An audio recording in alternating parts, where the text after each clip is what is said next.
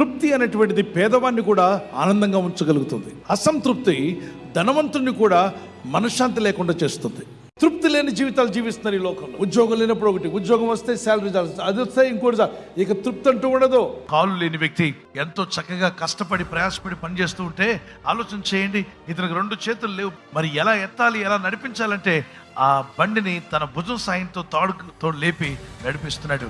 పోటీ పడుతున్నారు, కాళ్ళు ఉన్న వారితో కాళ్ళు లేని వారు పోటీ పడి పనిచేస్తున్నారు, చేతులు లేని వారు చేతులు ఉన్న వారితో పోటీ పడి పనిచేస్తున్నారు. ఏమున్నా లేకున్నా దేవుడు నాకు ప్రాణం అంటూ పెట్టాడు.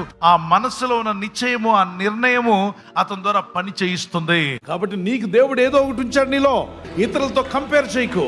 ఇతరులతో కంపేర్ చేసుకుంటే ఏ నాటికి నువ్వు వారిలాగా మారలేవు. చంద్రుడు సూర్యుడిలాగా మారదామని అనుకుంటే చంద్రుడికి తృప్తి పోయినట్టే. బ్రతుకులో సూర్యుడిలాగా చంద్రుడు మారగలడా? మారలేడు. దేవుడు నిన్ను అద్భుతంగా కలుగు చేశాడు. నీకు ఉండాల్సిన ప్రత్యేకత నీకు ఇచ్చాడు. దేవుడు నీ ద్వారా ఏదో మేలు చేయబోతున్నాడు. నిన్ను దేవుడు హెచ్చించే రోజు రాబోతుంది, నిన్ను వాడుకునే రోజు రాబోతుంది. అసంతృప్తిగా బతకు.